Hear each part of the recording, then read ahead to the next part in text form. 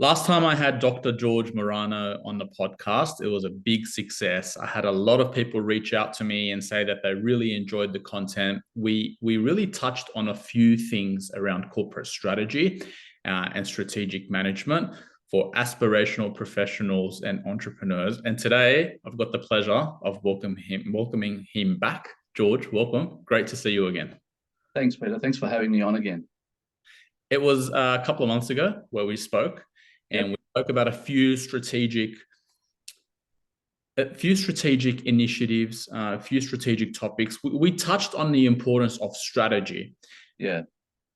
How has that evolved for you since our last conversation? And for those that didn't listen to it, what were some of the common themes that stood out for you from what we last spoke about? Because today I want to introduce another layer.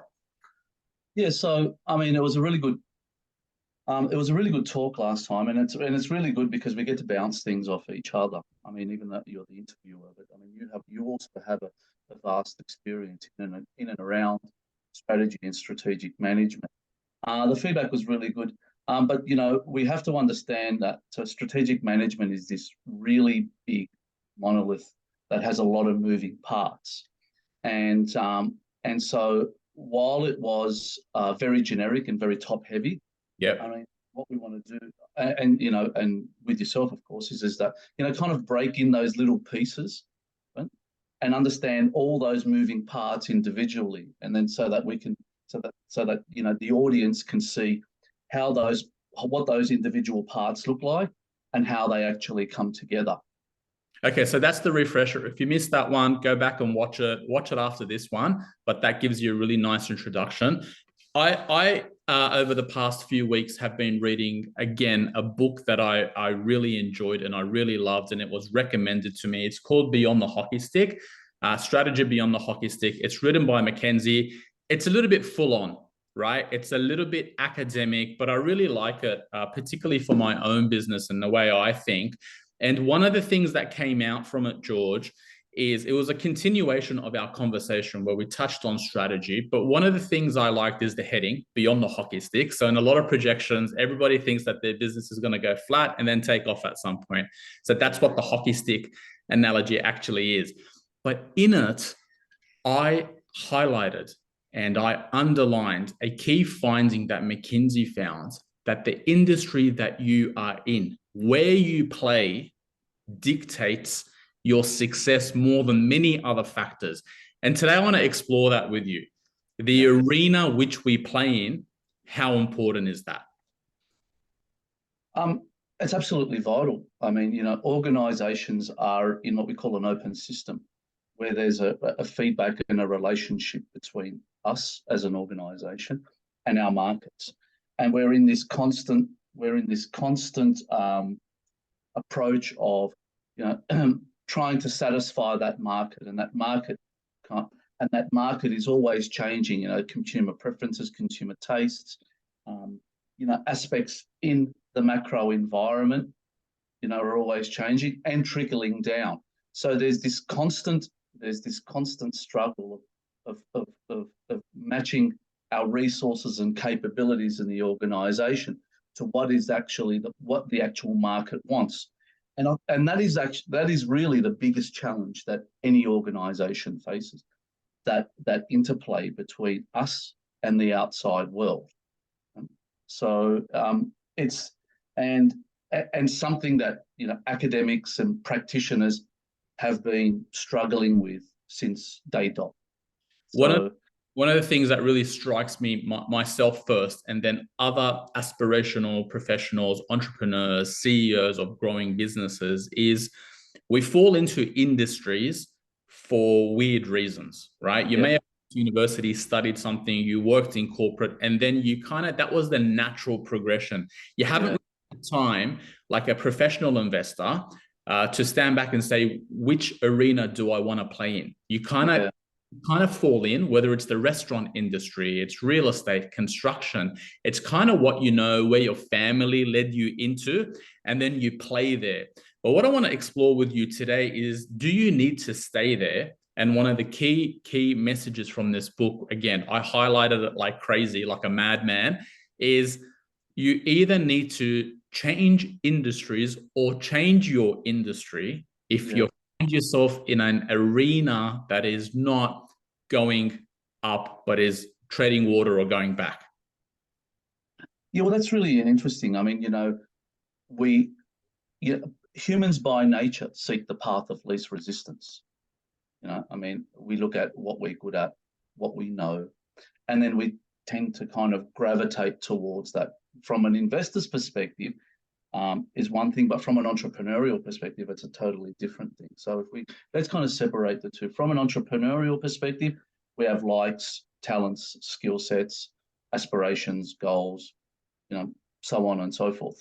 Yep. And we bring those together and we move into a particular industry or into something that we feel that we'd be good at. Yep. We can add value to, right? So, and then that's where you kind of set up your business as yourself in the property space, and so on and so forth, right? But from an investor's perspective, they're really just looking at where can I invest my money? Where can I get the most yield? Where can it be done with the least amount of risk? And then also and which one do I feel comfortable with in getting to know? So there's two particular kind of separate areas there, and each one requires a different and a unique skill set. Yeah, I think the opportunity is for entrepreneurs and leaders to kind of stand back every so often and to say, okay, I'm in the construction industry, for example. I came into it because my family has been building homes in Lebanon for the past 300 years. Yes. I work in civil engineering. I've got a pretty good business, but guess what? The economics of my industry are going backwards. The supply chain pressures, the cost of capital is going up. And there's an opportunity as an entrepreneur to stand back and say, I am more than just a builder or an I'm a business person, and I'm also an investor because I'm, as you said, as you distinguish between those two baskets, I want to treat myself and my effort as an investment. And so what are the industries? The challenge, George, is that many say, okay, well, I know AI is taking off, but I'm not a software engineer. I know all these parts of the economy are booming and my industry is going backwards. What are some frameworks from your studies, your discipline, your specialty that I, in that scenario, can use to continue to refine myself as a business person? Yeah, that's a really good question, Peter. And one of the things we need to understand is, three things. What are we competent at? What are we distinctly competent in? And then what is our core competency? What is that thing that we do that stands out amongst everybody else? And then we have to ask ourselves, how do we transfer those competencies inside our industry or across our industry's sort of supply chain? Or how do we transfer this to other industries as well? I mean, so this varies across all particular industries. If you're somebody who's a builder, for instance, one of the key transitions would be into actually developing your own projects. So you're moving up the value chain, right? And then so there you're kind of taking on, you're starting to what we call internalize the supply chain, right? And move up, right? And seek and increase that your risk profile, but also your earnings capacity as well. Yeah. A really good example from a corporate perspective is Honda. Honda, the motor company, they specialize in engines. And what they were able to do is build not only car engines, but car engines. They build engines for Formula One. They built engines for motorbikes, but also outboard motors for boats, water pumps, so on and so forth. So they had this core piece of competency that they were able to, as you can see, move across industries. But however, where there was a particular need for their specialty, what we need to do, from an organizational perspective, is look at what are those core competencies that we have, and where can they fit not only inside of our industry and its supply chain, but also outside of that as well, right? Yep. I love Japanese examples. I love Japanese businesses, and we're somewhat in the Western culture blind to many successful Japanese business principles. We glorify the Western way of doing business, the sales culture, and everything else. We can touch on that later. That's another podcast. So I want to go back and stay on point. As an entrepreneur, if I want to go through that journey, I want to talk about, tools that I can use, for example, like a trend analysis. How can I start to implement sensible ways so I'm not stuck in my head like a hamster thinking about different ideas, but how can I sensibly analyze trends or industries so I know where to play? Yeah, so I mean, trend analysis is really important because it kind of gives us a snapshot into the trajectory of a particular industry and where it might go into the future. So, one of the first things is from an entrepreneurial perspective is just a bit of investigation. Right? There's a very famous leadership strategy. It's called wearing out shoe leather. Right?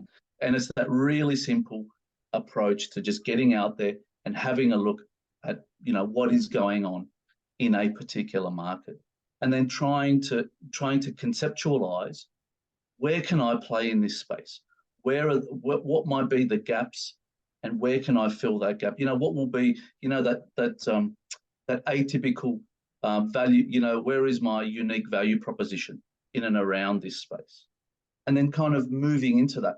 But we also want to be mindful that we don't want to leave whatever we have behind, right? And then just, throw ourselves into a new market unless we have some form of mechanisms to take care of that. Or if you've wound up your business and you're looking for a new venture or so on and so forth, but you want to look at what do I have, what skills do I acquire, what resources and capabilities are out there that I can get, and which market can they best serve. So is a trend analysis, for someone that doesn't want to get academic, is a trend analysis just going out and looking at different, business industries, and how do I assess them? So I look at AI, for example, and I think, okay, this is going to take over the world, but how do I play there? How do I decide whether I need to step into that or stay away from it and maybe change my industry rather than changing industries? Well, many industries don't change. They really stay the same. But what happens is that the way the industry makeup changes. Mm-hmm. The human-centric, non-value, repetitious work is being taken over by AI and software development and so on and so forth. Right? So we need to be really, really mindful of that. But however, I think, as from an individual's perspective, and if you were to ask me, how would I approach this? Well, I'd kind of say, what does the future look like in 10, 15 years' time? What are those industries, right, that are going to not only survive, but also thrive, right? And there's something that I heard that really struck a chord with me. Everybody's talking about what's going to change. Yep. But however, nobody talks about what is just going to stay the same. Yeah. So there are many, many industries that aren't going to be affected by the digital revolution or AI, or they remain the same. They just become more efficient, more mechanized, and more attuned to the AI revolution. However, when you're looking at picking those particular industries, you have to choose a sort of complementarity between, do you see yourself fitting into a particular industry and adding value to it? And then what do I bring with me as well? Yeah, look, that's really important because as entrepreneurs and leaders, many of us suffer from attention issues. Reason why we're in business is because we're inquisitive. We can't sit still. We're all, but that's often where we get burnt. That's where we blow up. That's where we make mistakes. And so how do you balance that inquisitive nature to continue to innovate, evolve, use all this information that you're talking about, but not get distracted where you lose focus of the prize and the good thing that you're already set on? Look, that's a really interesting thing, and that's one of the issues that I find with a lot of entrepreneurs is that, you know, there's that natural tendency for inquiry, and seeking a kind of a form of rush. Right? You've set up, you know, there's, and I think I mentioned this last time. There's a threshold between entrepreneur and leader. Once you get your business to a certain level, you no longer become an entrepreneur anymore. You take on a leadership role because you're there for the growth. Unless you kind of outsource that and you move on to another venture. But focus is really the key here. I mean, you know, once you start allocating resources and time and so forth to a particular venture, it is very, you know, it's an egg you can't unscramble. So you have to do a lot of research and a lot of analysis prior, and make sure that, you know, whatever you're going into, know that it requires your time, your attention, and your focus as well. I mean, all the skills, all the money and skills and so forth can be easily undone by somebody who lacks a degree of focus. I want to ask you a question on how, at what point can you shift focus and in business? For those that are listening or those that are watching, there's a great book on this. I'm just reminded on it. It's called Who Moved My Cheese by Spencer. I bought it for my daughter when she started high school, and I use it all the time. I try to read it once a year. It's about knowing when to change, right? At some point, you have to change. You can't continue to cook that omelet that you're talking about if your fire's no good or if the environment around you changes. I want to ask you, how do you implement that through the discipline that you do and the work that you do, managing that, knowing when to change, how to change, and when not to change?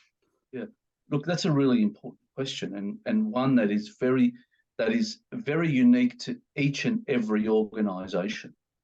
However, change should start to come about when you can see the writing on the wall, but you're still making let me take a step back.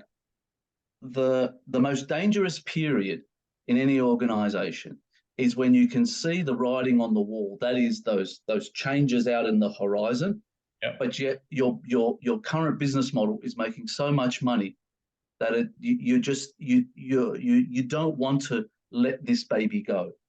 And this is what happened to the likes of companies such as Nokia and Ericsson and so forth in the hand telephone market. They were just doing so well, and they dropped the ball when it came to the smartphones. And a lot of organizations fall into that trap. And, you know, BlackBerry was also in that as well. So what happens is that, you know, you can see the currents of change, but you need to have the courage and the will to move your organization in order to start to capture that. And in that period, consider this like a ship changing course. It requires a certain degree of courage, a certain degree of direction, and there could also be, I mean, from an organizational perspective, a drop in revenue, a drop in profit, and so on and so forth. But that is the requirement, that organizations must face. And you have to also be able to have the capability to actually see that writing on the wall and be able to internalize that as, in addition. I think for a lot of leaders, it's lonely at the top. It's like a pyramid. They call it the pyramid, where the further up you rise, the less people are around you that get it. And ambitious people, what I've learned is ambitious people need to be around other ambitious people to thrive. It's very hard to become, that change maker that you talk about when you don't have people around you kind of giving you that insight. You want smarter people around you saying, hey, George, hey, Peter, this is what I'm working on. And that light bulb goes off. In your work and in your academic studies, has any research looked at the power of community for business leaders, entrepreneurs, and how to surround yourself with people that are going to help reveal those things to you? Yeah, absolutely. I mean, not only I have these kinds of conversations quite regularly with both clients and my wider network. And those periods of change are very, very common across all organizations and across all industries. And people have gone, we're always, our organizations are always changing. We move from a micro business to a small business to a medium-sized business. And within those, there's all these little fluctuations, just like micro tides that we're always changing. And, you know, I strongly recommend people to find old mentors, people who've been in the corporate environment or people who've been in the business environment for quite some time and are in that sort of semi-retired or semi-retired stage. They will give you great insight and great visibility.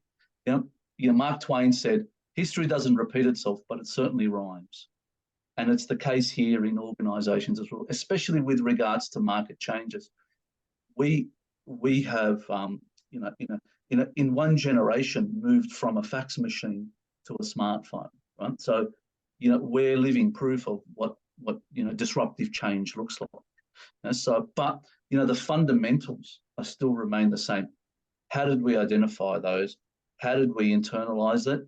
And what were some of the things that we had to reconfigure within our organizations to take advantage? What worked, what didn't work, what would you do again, so on and so forth. We need to be mindful, Peter, that whenever we're looking at organizations and changing, we are changing markets, we're changing industries, we're looking for value somewhere else, but we also need to take people with us as well. And it's changing those people and it's selling that story and convincing them that, this is the path forward. So there's a lot there, but talking, engaging with people, you'll find that many people, if not have gone through it and are going through it or are looking to go through it. And so this is a very, very common theme. It's a nice segue into what I want to talk about next. So I can't talk to you and do a podcast with you without mentioning our Assyrian heritage. Yeah. That you have on your desk. But before we get into our own community, we're both part of the Assyrian community and how we can create that environment that you're talking about. Generally, how do you find a tribe that as an entrepreneur you can be a part of so that you can then open up your mind and contribute also, not just go and take, but go and contribute to that industry change, business change? How do you find these groups? Because for a lot of guys listening or ladies, they're probably saying, yeah, but I don't want to go and be part of those cringy networking groups or I know my business. I know what I'm doing. I can't be that. How do you go out and build? Do you build that? Do you find that? Is it podcasts? Is it books? What is it? I think it's a multi-pronged strategy. First of all, you really need to start reading. If you're not reading, you're not really learning, and get involved in that. There are also videos, podcasts, and so forth. It's astounding what you can take away from just this kind of secondary sources of information. And then what you start to realize that, hey, because from a leadership perspective, you're right when you said it's very, very lonely at the top, right? And we kind of think that our challenges and our struggles and our experiences are unique to ourselves. But once you start reading and once you start listening and engaging with people, you kind of say, hey, this is very common, right? And not unique at all, right? But the first foundation is to get into that, especially around reading. And as I always say, the Harvard Business Review books and so on and so forth are really good kind of introductory reading texts that give you a really good grounding. It's very simple. I mean, they're not long-winded. They're not long-winded books, and they give you great visibility. What you also probably need to do is also seek out somebody, a mentor. Yeah. If it's a business coach or somebody, from a mentor perspective. If you've got an old university professor that you really got along with, reconnect with them, engage, tell them what you're doing. You'd have, you do coaching, I do coaching as well. And it is, you're able to share this knowledge with people, this is not a plug for us, but it's more just getting people to kind of say, I've had graduates out of uni who have contacted me on LinkedIn and said, hey, I don't know you. I know that you studied here, and I know you taught here, and I studied here. Can we have a coffee and a bit of a chat? And I'd like your advice, and so on and so forth. And you will find 9 times out of 10, most people will say yes. Yeah, it's so true. And when I was going through my own journey of growing up as a business owner, growing up as a leader, I looked at what the best do. I looked at the best, and the best leaders, the best CEOs, the best entrepreneurs are always open to new information. They're always open to being coached, to being improved. They make themselves coachable. And when you coachable, that opens you up. That takes away a lot of the stress. It brings in clarity. It helps you build the discipline that I spoke to Isaac about in sports organizations. Yeah. It also helps you build that consistency then into your routine so that you can, find your tribe and keep going. On our tribe, our Assyrian heritage, we definitely have had a lot of connection points around music, entertainment, weddings, social activities as migrants. Business has been a little bit taboo for us. We haven't really had a culture of getting together and talking business. How important is that? Because I know that you and a few others are working on changing that and creating something, right? Well, it's really important. I think when it comes to any kinds of interaction or any kinds of creating cohesion between a particular tribe or a particular community or so forth, I think the lowest barrier there is business, because everybody has a passion for making money, right? So, and we have this, from a Western perspective, someone can come and knock on your door, Peter, and say, hey, look, I would like to collaborate with you. Here's what my value proposition, here's how I can help you, and here's how I think you can help me. We can't, and if it stacks up, we go forward, right? Depending on certain kind of criterias and so forth. So we're always looking for ways of doing business. We're always open to opportunities and forming strategic alliances as well. So when I looked at how do we bring a community together, it's first and foremost is around that business, and we look at where there are complementarity between actors in those networks, and it's kind of like a black box. We can try and manufacture it as much as we can. However, it's just easy to bring people into a room and let, almost like free radicals, right, engage with each other, right?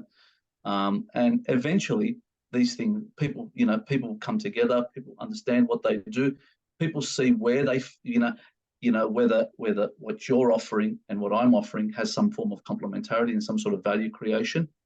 And then we experiment, and then we move forward.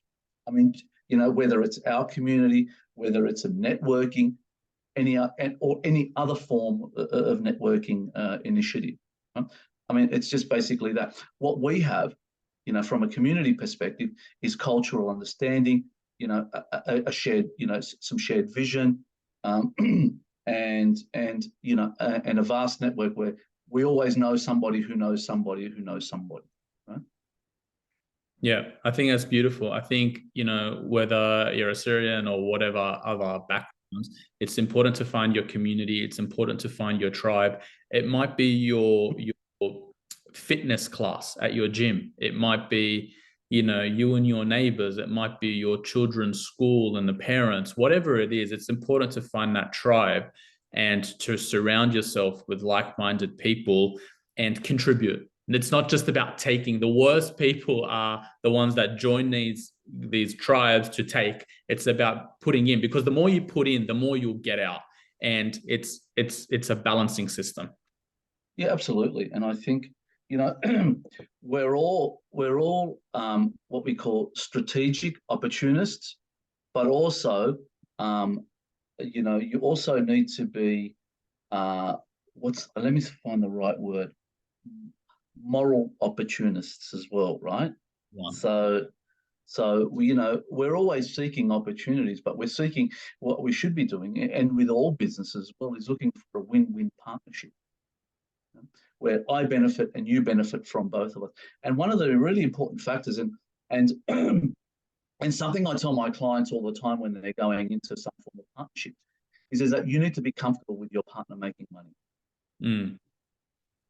Envy is the enemy of all partnerships, right? So once if that is a part of you, I'd suggest be the sole entrepreneur. Otherwise, be able to be comfortable, right, knowing that somebody else will make money too. So absolutely. George, before we wrap, we spoke earlier about industries changing, knowing which arena to play in. I'll put you on the spot. We haven't rehearsed this, but what are some areas that you're excited about from a business perspective? What are some industries changing other than the cliche AI and all of that? Which, from your vantage point, which is a very interesting vantage point, do you get excited about? I'm really excited at the moment, and I will be even still going forward, is data analytics, software and data analytics. So as you know, I have a consulting business, and a lot of organizations that I see, they still have very human-centric, non-value, repetitive work that just screams for software, right, to kind of to streamline those. So the soft and finding software developers. Software developers are they're everywhere, but kind of pulling them together, and looking and being able to match what they do against organizational needs. I think that little section in the middle is going to be absolutely huge. Another thing also that I'm really, really kind of interested in exploring as well, as an appendage to my consulting business, is the data analytics space. What we do now leaves a digital footprint, and we talked about trends. Data analytics has lowered the threshold for many SMEs around doing trend analysis. Not only is data analytics able to do, descriptive analysis on a lot of things, but it's also able to prescribe certain courses of actions and predict as well. And there are platforms that Microsoft, Oracle, and so forth do that give people the opportunity to go out there and actually get their hands dirty on the data analytics. This space for me is really, really important. It's huge, right? And I can't stress this enough to all SMEs. If you're not analyzing your data, you're behind the eight ball. Yeah, we've got a great Assyrian entrepreneur called Frankie Chamaki, who's a very good friend of mine. He actually is one of the co-founders of a business called Hivery, and they came to Coca-Cola's accelerator program, and they started off helping Coke analyze that data that you're talking about and how to optimize their shelf space. And they've grown massively in the US. And today, it's very proud to say that they're one of Australia's most exciting, I believe, growth businesses. They're backed by VC. They're doing fantastic things on exactly what you're talking about, being able to take data and using that intelligence to make profit, basically. Yeah, I mean, when you've got this ability to take, create this software and data analytics, you can superimpose it basically onto almost any industry, and then create value for almost anti-parasitic. If that makes any sense. Yeah, absolutely. Makes a lot of sense. So this is really an industry. These are two areas that I'm really, really excited about. But when it comes to industries, I mean, and you are somebody that's looking out there, think about also what hasn't changed. And where can there be disruption? Yeah, absolutely. I'm really excited about driverless cars. Implications of that. I think it doesn't make sense for a human being to be driving a car, particularly and how many people die on the roads and how stupid drivers there are out there and all the problems that we have. So I'm really looking forward to driverless cars coming in, becoming the norm, and then all the implications around that, your parking spots in buildings, your traffic, your congestion, the way, a lot of our cities function. I tell my kids, I'm like, by the time, hate to burst your bubble, but by the time you go for your license, they'll probably have driverless cars around. So it's to look forward, and as entrepreneurs and leaders continue to have that excitement about the future. We may not play there, but I think mindful of that and having conversations with people like you is really important. Mate, thank you very much again for being my pleasure. Generous with your time. Any final words? I would just say be vigilant, know what's going on in the market, but also don't get caught up in the hype. Yeah. Stay focused, stay, move in, depending on your industry, move in those increments where you need to, not you want to. So awesome. Well, thank you very much, George. I think it's important we touched on, finding your tribe, finding your voice, making sure that you have that constant intellectual growth as a business leader, and using that to figure out where you want to play, how to play, and whether you're going to change industries or change your industry. It's been a discussion, mate. Thanks again. Thank you very much, Peter.